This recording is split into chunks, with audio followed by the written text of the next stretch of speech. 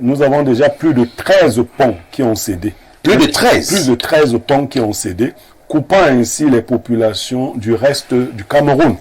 Il faut dire que ces ponts-là, pour quelques-uns qui ont été réceptionnés il y a moins de 2 mois, des BIP, des budgets, comment... L'État trouve régulièrement beaucoup d'argent pour une distraction qu'on appelle le football. Tu as précisé les chiffres, 1 milliard et poussière. 92 millions. Pour que 22 personnes jouent au ballon avec quelques encadreurs. 2 milliards, on trouve cet argent. Il y aura un match prochainement contre qui? On va trouver de l'argent pour ça. Vous avez vu combien on a dépensé? Bon retour sur ce plateau dans l'espoir que nous aurons un peu plus de calme.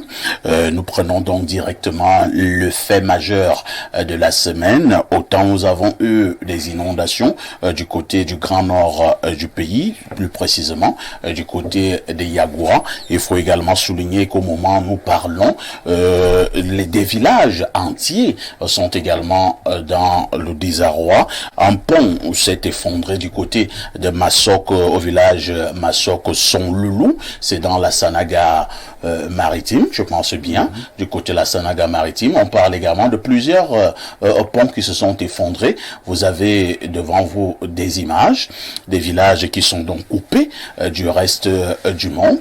Les populations sont dans une extrême souffrance lorsque nous savons bien évidemment que dans cette partie du Cameroun, ces populations vivent justement de ce trafic-là. Je vais d'abord passer la parole à Pierre Bleriot-Niamek. Situation très grave donc, du côté de la Sanaga maritime. Ah oui, parfait. Ici, notamment dans l'arrondissement de Massok-Son-Loulou, nous avons déjà plus de 13 ponts qui ont cédé. Plus de 13? Plus de 13 ponts qui ont cédé, coupant ainsi les populations du reste du Cameroun. Il faut dire que ces ponts-là, pour quelques-uns qui ont été réceptionnés il y a moins de 2 mois, des BIP, des budgets publics, les BIP, ont cédé. Et les populations sont totalement dans le désarroi. On ne va plus à l'école de ce côté-là. On ne peut même plus traverser pour rejoindre l'autre côté de la Sanaga. Il y a des inondations profondes qui se poursuivent. Et le prophète de la Sanaga maritime a tenu une réunion d'urgence, mais grand-chose n'a pas encore été fait. Il faut le dire, peut-être pour le regretter. Ici, on demande aux populations de se mobiliser pour trouver des solutions. L'État a mis à disposition 100 millions de francs pour commencer la construction d'un de ces ponts, mais c'est encore une situation qui n'est pas suffisamment dénoncée, il faut le dire. Il faut la dénoncer pour que l'État sache qu'une partie de ses enfants, de ses citoyens, est totalement dans le désarroi. C'est une catastrophe de ce côté-là. C'est donc une catastrophe de ce côté-là. On va passer la parole au professeur Mathias Eriko Wonangini. C'est notre fait majeur de la semaine. Professeur, Dieu est-il fâché du Cameroun? On n'a pas fini de parler des inondations du côté de l'extrême nord. Voilà que on vous parle d'une dizaine de ponts également effondrés du côté de la Sanaga maritime, avec tout ce que cela peut comporter comme conséquence au niveau des populations. Non, il y a pas de gestion politique sans prise en charge des aléas et des urgences. La politique s'exerce toujours dans un milieu naturel, et le milieu naturel a ses caprices. Donc, une fois que l'on est confronté à des situations comme ces inondations, il est important que les pouvoirs publics puissent prendre des mesures d'urgence. Peut-être qu'on ne peut pas remettre en place tous les ponts au même moment, mais si sur 13 ponts effondrés, on essaye de restaurer au moins la moitié, c'est déjà une action qui est importante. Il faut toujours que l'État soit prêt à pouvoir réagir en pareilles circonstances. L'État doit donc toujours être prêt à réagir en pareilles circonstances. Il y a un aspect des choses qui m'a un peu troublé tout à l'heure, Célestin N'Djamena, lorsque Pierre Blériot nous fait comprendre que on a demandé aux populations de cotiser. Je ne sais pas, il faudra combien de temps pour avoir la somme nécessaire pour pouvoir rétablir, remettre les ponts sur place. C'est du ressort des populations de cotiser.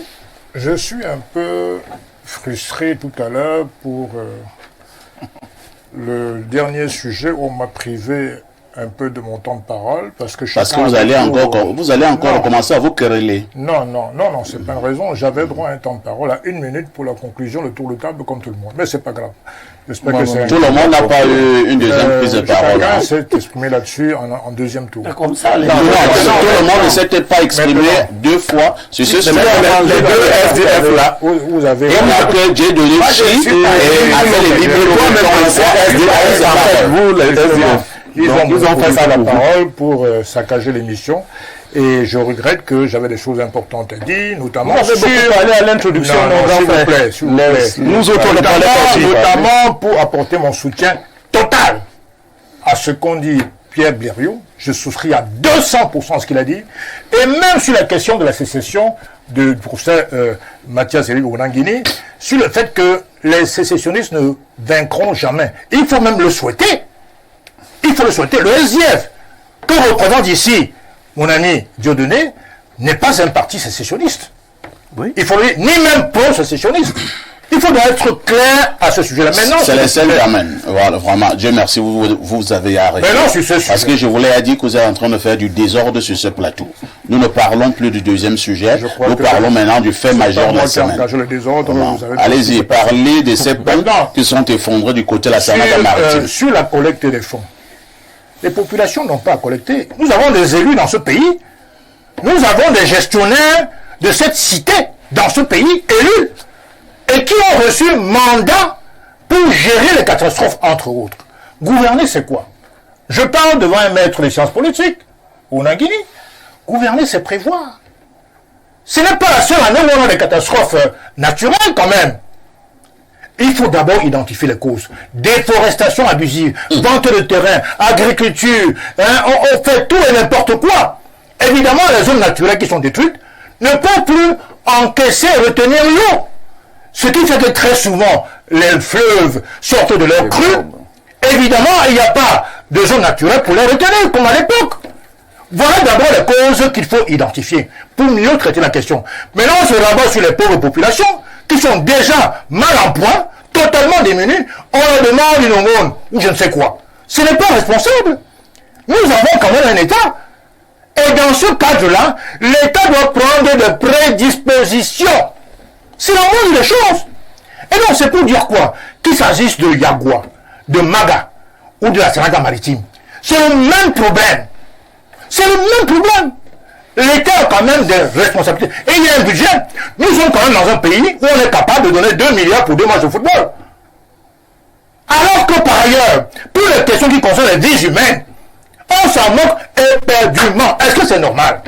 Très bien. 2 milliards pour 2 matchs. On est incapable de résoudre les problèmes qui sont récurrents d'ailleurs. C'était 1,92 milliard pour donner l'information exacte. C'est plus que ça. Alors, Abel et Limbi Lobé, ça fait donc plusieurs jours que les populations de la Sanaga-Maritime souffrent. Pour l'instant, Pierre Blériot nous a fait comprendre, lui qui est très proche de ces populations, que l'État a déjà débloqué. Il est proche pourquoi? Il est de l'Union et quel est non? Il est maintenant de ma source. Vous le maîtrisez pas très bien. Nous n'allons pas revenir dans les détails. C'est le grand. Quand tu parles du littoral, tu n'es pas du Mungo. Quand tu es contre le communautarisme, tu n'es pas du Mungo. Elimbi maintenant contre le communautarisme. Elimbi Lobé.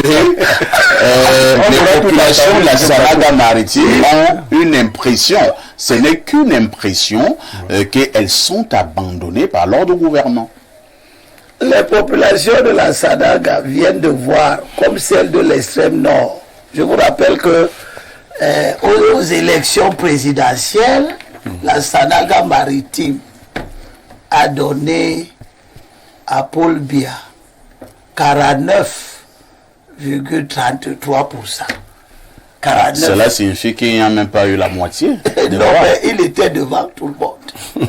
Il a gagné dans la Sanaga maritime avec 23 947. Et quel est le rapprochement que vous voulez faire?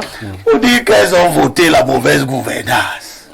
Ben, elles doivent rester comme ça. Non, elles sont victimes de leur choix politique, comme les populations de l'extrême nord, comme d'autres populations. Djamène a beaucoup parlé, il n'a pas dit grand chose, mais il a... Ma soeur Forloulou, tu le à la fin, Ma soeur, on n'est pas dans un cirque. à la fin, On n'est pas dans un cirque qui te contredit tout le temps. Tu parles d'obédience francophone, tu parles de mauvaise gouvernance. Maintenant, pour dire qu'après, il faut un candidat anglophone. Contradiction absolue. Oui, et si on ose me dire à moi que je n'ai pas dit grand chose. tu n'as rien dit. Tu es dans des contradictions permanentes. Mais tu as quand même dit que tu veux un candidat anglophone. Mais l'élection n'est pas une nomination. On ne nomme pas les candidats. Les candidats se présentent et ils vont en place des électeurs. Nous parlons des ponts effondrés du côté de la Sanaga maritime. Les gens Sanaga maritime, Elibi ne veut pas parler de leurs problèmes. Non, je veux parler de leurs problèmes. Je veux pas parler de ils sont en train de m'écrire. Pour dire, comme Célestin Djamène l'a dit quelque chose d'important à la fin de son discours, qui pour l'essentiel ne disait rien. 2 milliards. L'État trouve régulièrement beaucoup d'argent pour une distraction qu'on appelle le football. Tu as précisé les chiffres, 1 milliard et poussière. 92 millions. Pour que 22 personnes jouent au ballon avec quelques encadreurs. 2 milliards, on trouve cet argent. Il y aura un match prochainement contre qui? On va trouver de l'argent pour ça. Vous avez vu combien on a dépensé pour l'extrême nord? Avec 200 000 sinistrés. 118 000 Bon, au niveau des 200 000 sinistrés, le ministre Tanganji est revenu sur ces chiffres.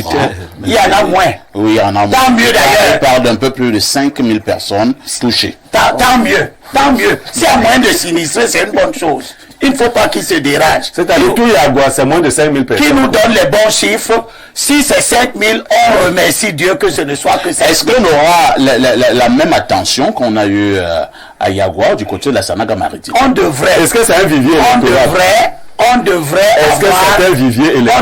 avoir la même attention. Le problème n'est pas là. Le problème, c'est que globalement, la prévention des catastrophes ne bénéficie pas d'une attention spéciale du gouvernement. Dans un environnement où les problèmes environnementaux sont devenus des problèmes mondiaux. Le dérèglement climatique n'est pas un problème de l'extrême nord seulement. C'est un problème mondial. De grandes catastrophes se sont déroulées à la suite des pluies, même en France, avec destruction des ponts, etc. Si vous ajoutez donc que nous avons un problème, parce que quand vous voyez comment la plupart de ces ponts sont construits, les ponts sont pratiquement au même niveau que le sol. Il faut d'ailleurs dire que ce sont pratiquement des ponts en matériaux provisoires. Lorsqu'ils sont même en matériaux durables, c'est-à-dire faits en ciment, etc., on ne prend pas techniquement la peine de les construire de manière à ce qu'ils résistent aux catastrophes. Et ce n'est pas un problème qui se pose seulement là-bas à Sololo. Vous allez ici à Douala, la route qui part de Makepe à la station Bobon. Vous trouvez que le pont est pratiquement à même le cours d'eau. De telle sorte que dès que le débit augmente à l'issue des grandes pluies, le pont est touché, le lot passe au-dessus. Et il peut s'effondrer. Donc nous avons une mauvaise construction de ces ouvrages.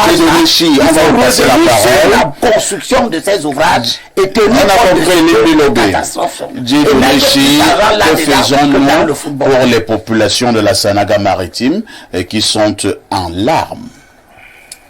D'abord, toute notre empathie envers ces populations qui sont dans cette situation assez difficile, que nous comprenons d'ailleurs. Ils ont toute notre solidarité et le SDF s'investit pour être l'alternative crédible qu'ils ont raté en 1992 pour pouvoir régler ces problèmes. Parce que quand on parle de ponts, vous avez si bien fait de préciser que ce sont des ponts en matériaux provisoires.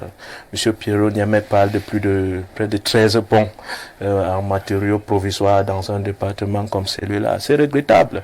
Et ce sont des conséquences de la mauvaise gouvernance. Ils auront l'argent où pour construire les ponts, puisque la plus grande partie de cet argent est détourné ou mal géré. Encore que les députés qui sont élus de ces zones-là viennent à l'Assemblée nationale, ils s'assurent qu'il n'y a pas de commission d'enquête parlementaire pour voir clair dans le détournement. Ils s'assurent que l'article 66 ne soit pas, de la Constitution qui lutte contre la corruption et le détournement ne soit pas appliqué pour je vous rappelle que je suis aussi également député à l'Assemblée nationale. Oh, bien sûr. Bien sûr, on a toujours été pour l'application de l'article 66 et ceux qui suivent bien la scène politique savent comment on a poussé pour que les choses évoluent. On a des dizaines de lois, voire même presque centaines de projets de lois qu'on a déposés au niveau de l'Assemblée nationale. La majorité obèse a bloqué et des questions de commission d'enquête parlementaire pour voir clair dans la gouvernance. C'est cette majorité du RDPC là qui bloque. Et voilà, ils plongent les populations dans ces situations. Et pire encore, même l'argent dont, de par leur mauvaise gouvernance, ils ont volé du peuple. Maintenant, le peuple n'a pas le pont. Au lieu qu'ils montrent la solidarité très rapidement pour prendre une petite part de leur argent qu'ils ont volé là et remettre au peuple en construisant de bons ponts, ils attendent à ce que certaines personnes font de la solidarité. Tout le monde n'a pas volé au niveau de la bon, je dis donc, s'il vous plaît, les députés là, les députés et ceux qui sont à l'Assemblée nationale, qui bloquent l'application de l'article 66 sont coupables. Et certains d'eux sont de cette région. Donc les populations doivent en tirer les conséquences et prendre les responsabilités au moment venu pour choisir l'alternative. Nous sommes arrivés au terme de ce programme malgré tout. Nous allons dire merci à toutes nos équipes rédactionnelles et techniques. Nous allons également dire merci à notre invité permanent, le professeur Mathias Eric Owanangini. Merci à Célestin Ndjamen du parti APA. Merci à Dieudonné Chi du côté du SDF. Et Limbi Lobé nous vient toujours de Douala, il est du Kautal. Merci également à notre consultant Pierre Blériot-Niamek. La première diffusion de ce programme, ce sera ce soir à partir de 21h, tout en vous souhaitant justement une bonne fin de semaine. Je vous pose néanmoins une question avec tout ceci. Que faites-vous encore ailleurs ?